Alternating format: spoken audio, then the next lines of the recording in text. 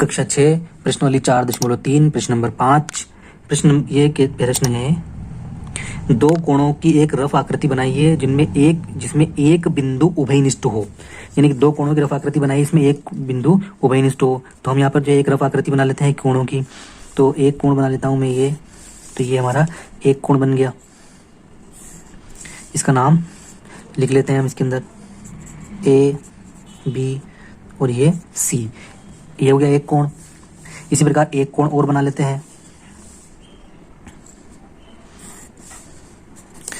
ये हो जाएगा हमारा डी। तो एक कोण तो हो गया हमारा सी बी ए, दूसरा कोण हो गया हमारा ए बी डी। इन दोनों के अंदर जो है हमारा ये बी बिंदु जो है दोनों कोणों के अंदर उभयनिष्ठ। इस कोण के अंदर भी बी बिंदु है। ये अगर इसका हम नाम लिखना चाहें तो ये हो गया हमारा कोण 1, ये हो गया हमारा कोण 2। इसका अगर हम नाम लिखना चाहें तो एक का नाम होगा, दो का नाम होगा। एक का नाम जो है वो है हमारे पास कोण ए बी सी।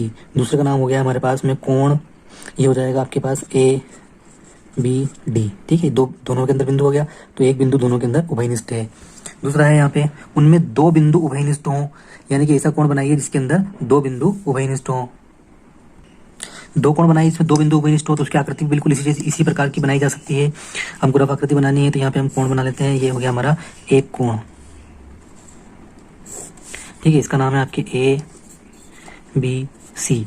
ठीक, इसी प्रकार हम एक कोण और बना लेते हैं। अब यहाँ पर हमारे पास में इसका नाम दे देते हैं ए बी सी डी। अब यहाँ पर इसके दो कोण हो गए। एक कोण तो जो है हमारा ये वाला और एक कोण है हमारा ये वाला। ठीक है, यहाँ पर हमारे पास बिंदु हो गए। अब यहाँ पर हमारे पास कितने बिंदु हो गए? अगर हम इस एक वाले कोण का, इस दो वाले कोण का नाम लिखें तो इस एक वाले कोण का नाम हो जाएगा हमारे पास में कोण ए बी सी। दूसरा वाला कोण जो ये है इसका नाम हो जाएगा हमारे पास में सी बी डी। तो यहाँ पर जो है दो बिंदु हमारे उभयनिष्ठ हो गए हैं। अगर करते हैं इसमें तीन बिंदु उभयनिष्ठ हो, तो तीन बिंदु उभयनिष्ठ करने के लिए हम क्या करेंगे? यहाँ पे जो है वो दो कोण बना लेते हैं। जैसे हमने पहले बनाए थे वैसे दो कोण और बना लेते हैं। ये हमारे दो कोण हो गए। इनके नाम दे देते हैं हम, जो भी हम नाम देना चाहें। यहाँ से चाहे हम शुरू करते हैं ए बी सी और डी। ठीक है, अभी हमारे यहाँ पे दो कोणों के अंदर जो कितने बिंदु उभयनिष्ठ हैं? एक दो तीन, और एक और बिंदु यहाँ ले लेते हैं। तो ये हमारे जो है वो यहाँ नाम दे देते हैं A B C D E, इसको नाम दे देते हैं ई। तो ये हमारे जो है इसके अंदर बिंदु उभयनिष्ठ हो गए। अब चार बिंदु उभयनिष्ठ हों तो यहाँ नाम ले लेते हैं, फिर ऐसे कोण बना लेते हैं। ये हो गया एक कोण, ये हो गया दो कोण। ठीक है, नाम दे देते हैं ए बी सी डी। ठीक, अब इन दोनों कोणों के अंदर कितने बिंदु उभयनिष्ठ हो गए? एक दो। हमको कितने और चाहिए? चार चाहिए। तो दो बिंदु और यहाँ पर बना लेते हैं। इसका नाम रख देते हैं आपके ई, इसका नाम रख देते हैं एफ। तो ये चार बिंदु जो है दोनों के अंदर हमारे उभयनिष्ठ हो गए। अब ई वाला कहता है कि एक किरण उभयनिष्ठ हो। यानी कि दो ऐसे कोण बनाइए जिसकी एक किरण उभयनिष्ठ हो। किरण का मतलब होता है जैसे कि ये वाली जो हम कोण की जो लाइन बनाते हैं, जो रेखा होती है उसी किरण कहलाती है। तो एक किरण उभयनिष्ठ हो तो हम यहाँ पर कोण बना लेते हैं। जैसे कि एक कोण बना लेते हैं हम यहाँ पर,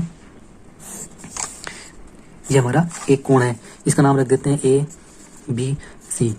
इसकी दो किरण है ए बी और ए सी, इसकी दो किरण है। एक कोण यहाँ पे बन गया। एक कोण और जो है हम यहाँ इस वाले के ऊपर बना लेते हैं। इसका नाम हो जाएगा डी।